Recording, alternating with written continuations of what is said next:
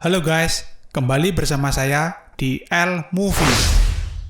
Kali ini saya melanjutkan alur film Squid Game episode ketiga yang berjudul Pria Berpayung. Di episode ketiga ini, film diawali dengan detektif Junho yang sedang mengikuti para staf yang membawa para peserta ke suatu pelabuhan. Kemudian rombongan tiba di pelabuhan Mujin. Ia izin ke komandan tidak dapat mengikuti apel malam ini. Ia memutuskan untuk mengikuti mereka dengan cara masuk ke kolong mobil salah satu rombongan, agar bisa masuk ke dalam kapal, dan kapal pun meninggalkan dermaga. Junho berhasil menyelinap ke dalam kapal, dan para staf mulai memeriksa para pemain dengan alat yang sudah dipersiapkan.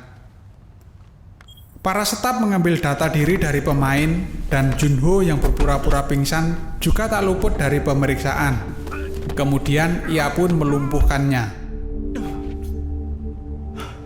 Junho pun menyamar menggunakan kostum staf, kemudian membuang salah satu staf yang ia ringkus tadi ke tengah-tengah lautan.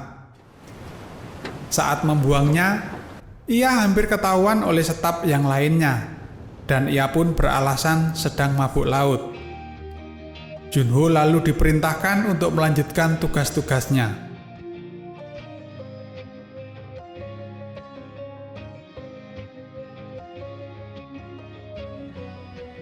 Kapal pun telah sampai di sebuah pulau.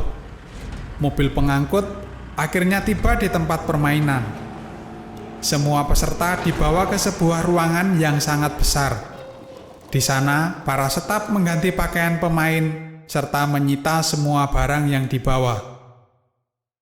Sebyok yang pura-pura pingsan berusaha mengamankan pisau kecil yang dibawanya dari rumah dengan cara memasukkan ke saku celana salah satu staf dan mengambilnya kembali.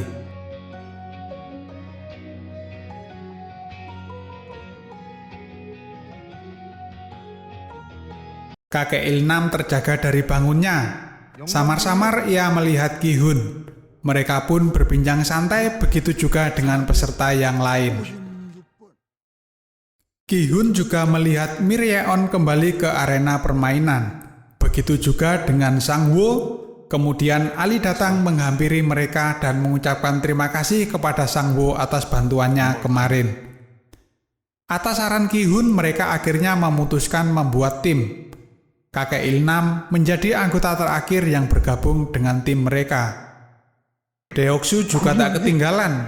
Ia mengajak Sebyok untuk bergabung dalam timnya. Namun Sebyok menolaknya karena sudah mengetahui perangai dari Deoksu. Lalu Miryeon mengajukan diri untuk menjadi anggota, akan tetapi dicuekin. Sebyok mengamati keadaan. Rupanya ia memiliki rencana untuk permainan kali ini.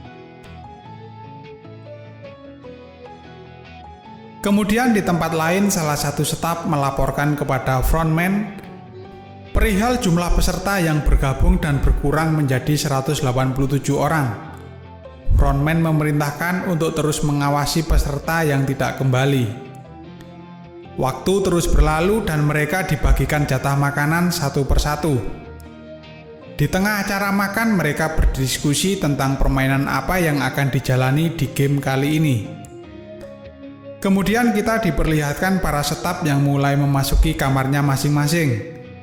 Junho mencari kamarnya sesuai nomor yang ada di kunci.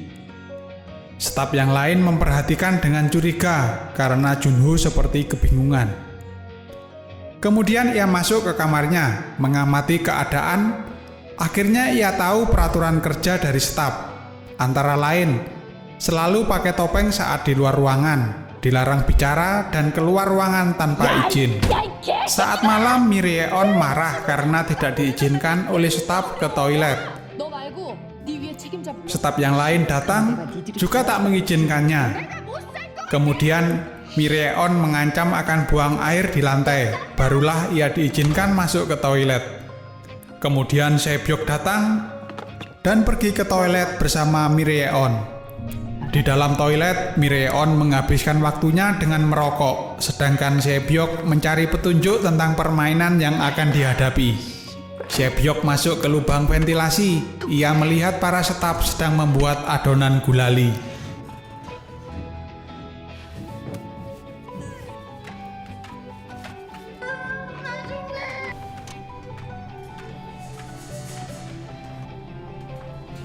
Di tempat lain, para staf mengamati CCTV kegiatan staf lain yang sedang makan. Sadar dirinya diawasi, ketika tidur Junho menutupi wajahnya dengan selimut. Kemudian ia membuat catatan di handphone. Salah satu staf menggedor pintu meminta Mireon keluar. Ia panik dan beralasan sedang sembelit. Mireon terus mencari alasan untuk mengulur waktu. Tidak sabar, akhirnya staf memaksa masuk ke dalam. Untunglah Sebyok sudah turun dan menutup ventilasi, meskipun itu tidak tertutup sempurna.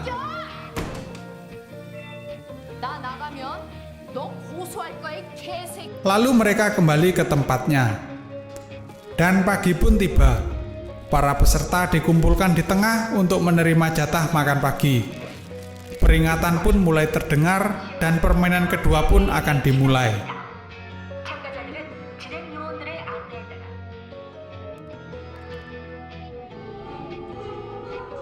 Sang Woo bertanya kepada Sebyok tentang informasi yang ia dapatkan. Sebyok hanya memberi informasi bahwa para staf sedang melelehkan gula. Para staf pun menuju ke arena permainan untuk mempersiapkan permainan kedua.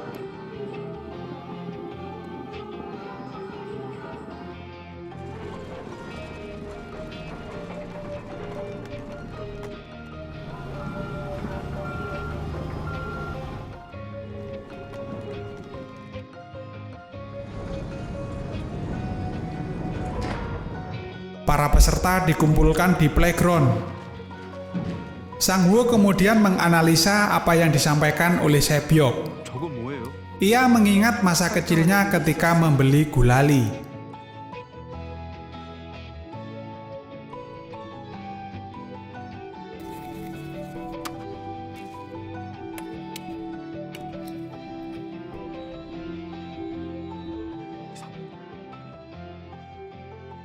Para staf kemudian meminta kepada para pemain untuk memilih dan berdiri di antara 4 gambar.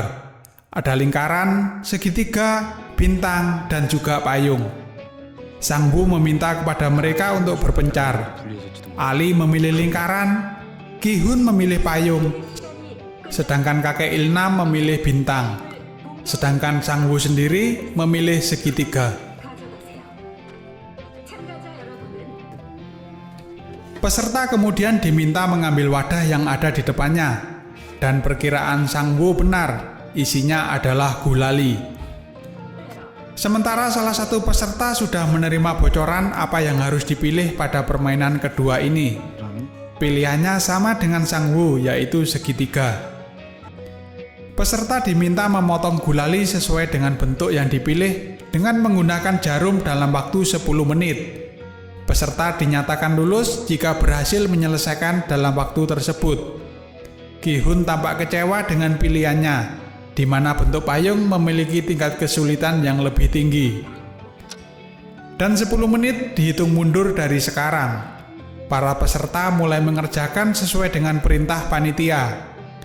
Kakek Ilnam dengan tangan gemetar berusaha menyelesaikan tugasnya. Begitu juga dengan Sang Woo, Sebyok, dan Ali. Ki-hun begitu menghayati dan meresapi permainan kali ini.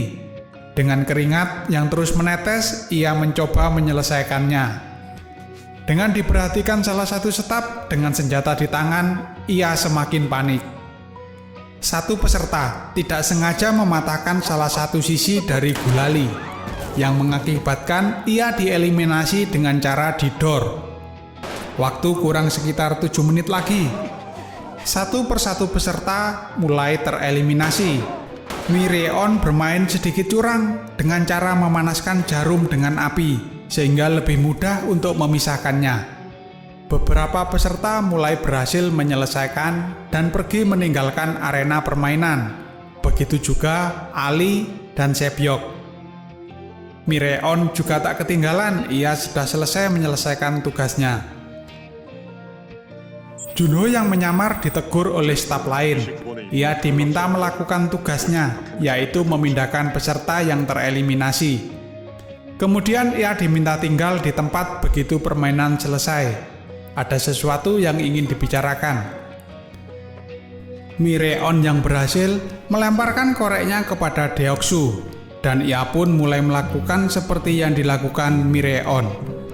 Lalu ia menyerahkan ke staf. Pria berkacamata yang mendapat bocoran soal diminta belok ke kiri oleh staf. Waktu kurang 3 menit. Ki-hun semakin panik karena ia belum berhasil menyelesaikan. Sang-woo merasa bersalah kepada Ki-hun. Di tengah kepanikannya, keringatnya bercucuran tak sengaja membasahi gulali dan meleleh. Ia akhirnya punya ide. Ki-hun menjilati gulali dari sisi bagian belakang. Waktu tersisa sekitar 1,5 menit. Ki-hun semakin asik dengan gulalinya. Beberapa peserta lainnya memperhatikan dan mengikuti trik darinya. Akhirnya beberapa orang berhasil. Dan di detik terakhir Ki-hun berhasil menyelesaikan dan ia menangis haru. Kemudian frontman memerintahkan menembak sisa peserta yang tidak berhasil menyelesaikan tugasnya. Di akhir episode, Junho menukar helmnya dengan helm milik staf yang dieksekusi oleh frontman, karena ia sebelumnya sudah dicurigai oleh staf lain.